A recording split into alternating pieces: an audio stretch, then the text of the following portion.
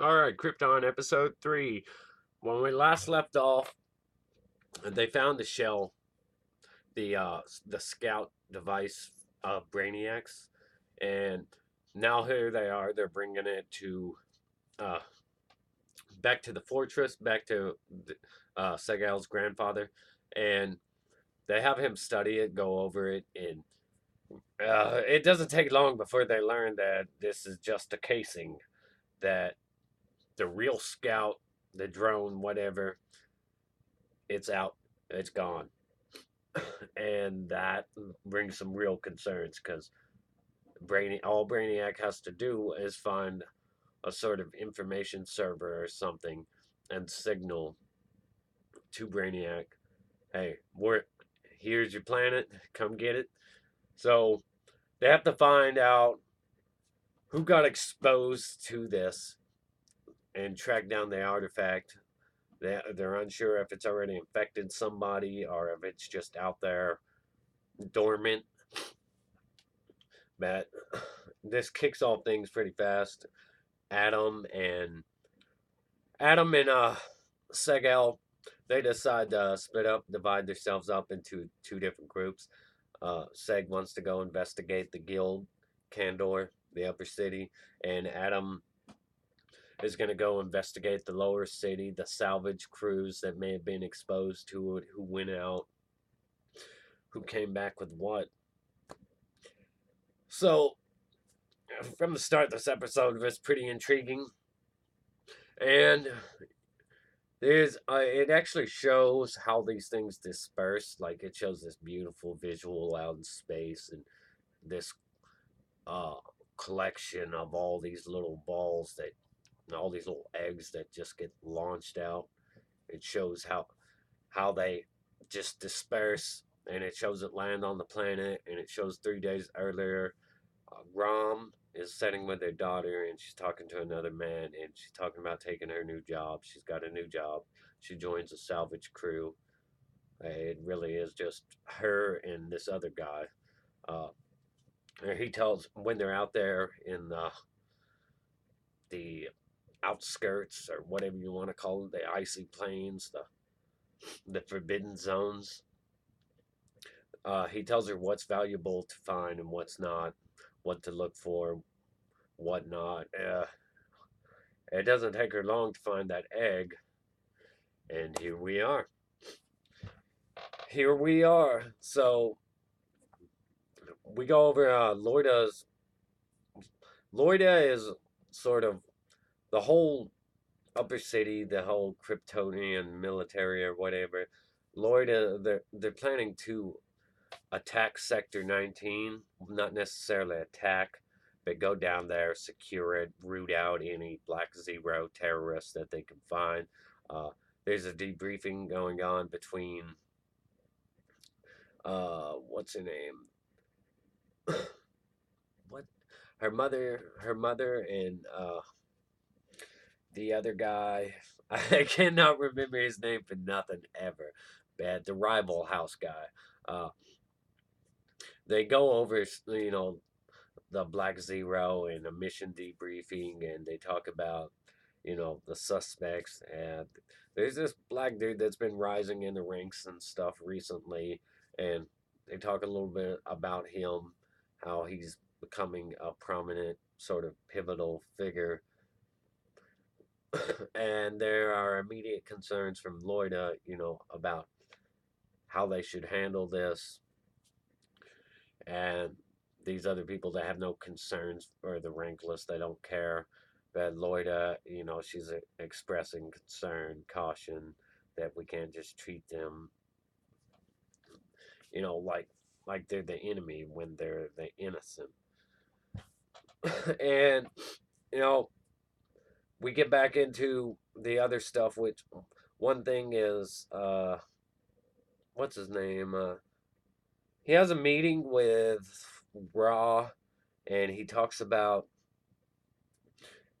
how they're going to go down there and they're going to resolve all this, and the actor just kind of overreacts. Like his acting is not particularly, it was either poorly written or poorly directed, bad. Either way, there was some major overacting in here when Raw tells him that, there's already been an attempt on his life. And this whole Black Zero thing needs to be settled in the here and now, and he better come through on this. Well, his reaction to that after Raw leaves is fear. He goes right to the alcohol. And he just, for somebody that's supposed to be like a prominent house and this pivotal sort of figure in there of power, he just comes off overly scared to what Raw said, like really insecure, really cowardice. His daughter, on the other hand, is just well composed, like, whatever. But they get into after the debriefing and all that. Seg, Kim, and Adam, they talk about looking for the artifact. Seg and Kim are talking about Adam looking for the artifact. Kim's already came up with nothing. He, he's did all these different things. He mentions an ice wraith, and the thing that killed the ice wraith. Uh, talking about hopefully your friend Adam can come through. Uh, Loida and her mother getting a confrontation about the whole rankless thing, and her position, and about Seg, that she's just being all defensive because Seg, and that Seg's parents were Black Zero. They were outed as Black Zero, and she's like, no, they weren't. And it's just like, she makes an interesting point. If Seg and them, if they were Black Zero, why do he even bother to save Raw? And I mean, that's the way I get it. I mean, why bother to save the man? If they're Black Zero, why would Seg, the son of them, save that guy? Just idiotic. Oh, those extremist type people, they never listen anyway. But following that, the funniest thing that happens is Adam goes to the black market. This was the most enjoyable comedic scene. He goes to the black market and he's trying to tell this guy he's looking for something like exotic, weird, unusual, and this guy tries to give him something that almost makes him vomit when he holds it up to his face. And he's looking for something shiny, and this black market guy trying to give him different stuff, and he tries to give him this one thing, and he doesn't. He's like he's trying to get it for a lower price, and the guy won't give it to him for a lower price. So then he sort of tricks him, like, well, you know, I don't want to say anything, but that guy over there says that guy over there sells his stuff for half price, and he says your stuff's fake anyway. That guy looks, and Adam takes off running with that dude. Shit, it was funny as hell. I really enjoyed that one, man. Uh, what I forgot to mention is that earlier, Rom and her daughter visited that same black market, and she sold the the item from the Brainiac's sort of drone scout. She sold the inside, the little box or whatever, to this specific guy at the black market, and she had to really undersell it out of desperation, just to make money. And he completely took advantage of her, so he completely deserves to be robbed here, and it was hilarious. Uh, After that, you get Adam going back to the other guys. Uh, he goes back to Kim and Seg. He gives them the item. He's like, they ask him, "Is that it?" He's like, "Well, ain't a hot dog." And of course, they don't get the reference, so stuff like that's funny. And they talk about it, and then they talk about taking it to his grandfather. And Kim says this one thing before he leaves. I can't remember what Adam said. That Kim's like, "I don't understand you." Like, that was pretty funny. Lorda debriefs her squad. She urges like caution and concern for them to not just go down there and just bully. And remember that these people are people, and uh, But obviously, when it comes up later in the episode, they didn't really listen to her whole motivational speech, and that's disconcerting. Because that if you can't get your people to listen to you, you're not really good leadership quality. But we all know she's a Zod, so she is leadership quality, and at some point, all this will take a turn. I'm not sure if specifically with this Zod member, but at some point, it's all going to take a turn for the worst. Uh, following that, uh, Lloyda and Seg argue. Well, before that, they go and they find out that the thing's already gone out of the device, that somebody's already infected, and they got to find out who. So Lloyda and them. Well, what happens is Lloyda descends down. Lloyda and her squad, they descend down on Sector 19, and her people immediately start pushing around everybody, bullying them, tasering them, using excessive force. Uh, and Seg urges Adam to go off and figure this thing out. So Adam goes to his grandfather and figures out that the thing's no longer in the device, and we've got a problem because somebody's infected.